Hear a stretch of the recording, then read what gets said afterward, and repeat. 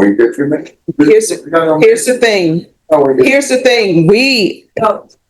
We are not on that level, so don't come at me. Do not come at me on that level. We're not. Whoa, did she just say, "You're dead, honey," in open court? Not exactly your typical courtroom etiquette. But hey, welcome to the high drama of real-life legal proceedings where emotions sometimes punch harder than the law itself. What do you think happened right before this moment? All right.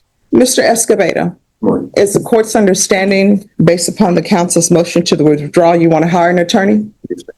All right. You have 2 weeks to get an attorney. If not, this will be your attorney. Yes, ma'am. And you can speak to him or not speak to him. That's completely up to you. If you go to trial, you will go to a trial with an attorney you have not spoken to. This right here is legal roulette. The judge is warning, if you don't get your own lawyer in 2 weeks, you're stuck with a court-appointed one whether or not you've even spoken to them. Can you imagine walking into trial beside someone you've never strategized with? Risky doesn't even begin to cover it. But he's been your attorney since April. So 2 weeks, you need to have your new attorney here if you're planning on hiring one. Ms. Ferguson, I need a 2-week reset. July 29th.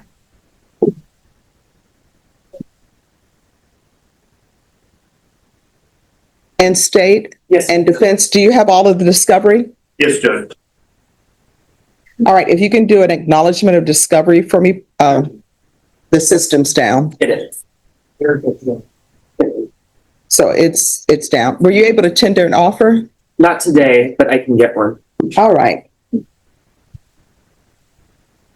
right, so if you'll tender an offer today, and July 29th will also be your plea deadline date. All right, once you sign the reset form, you're excused. Okay. All right, and they will give you an offer, counsel.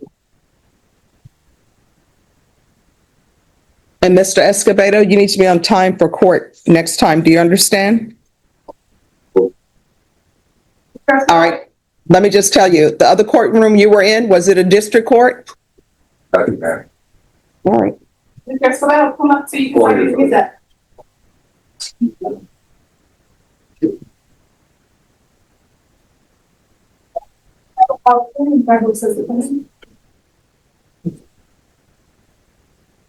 Sylvia Noriega.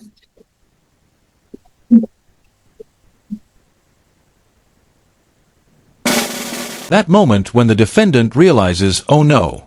You can literally feel the judge's eyebrow rise through the screen. And that wink. Let's just say winking at a judge is like throwing a match in a fireworks factory. It never ends well. Would you dare wink at the bench? Who's the attorney for Sylvia Noriega? You winked from the side.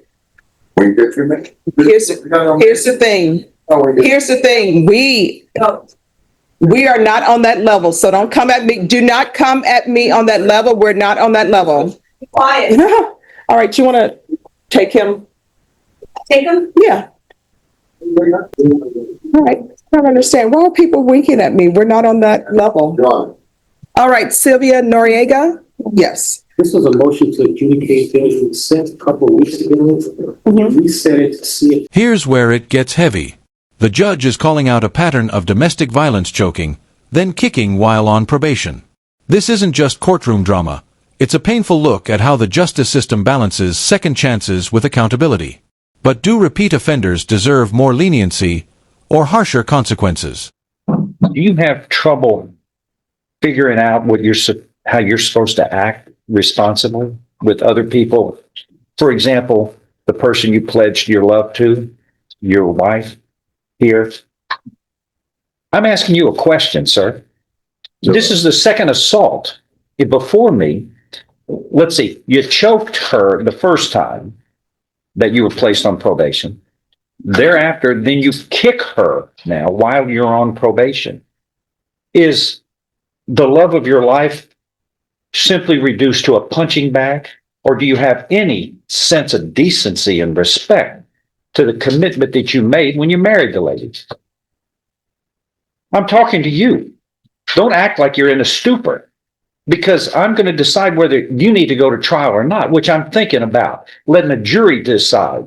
And I can tell you what they do in this county. They don't put up with this. You don't, first of all, you don't strike other people, much less a lady that you pledge your love to. Is that too hard to understand? Yes, sir. So what is the problem? You're back here again. What? Oh, yeah.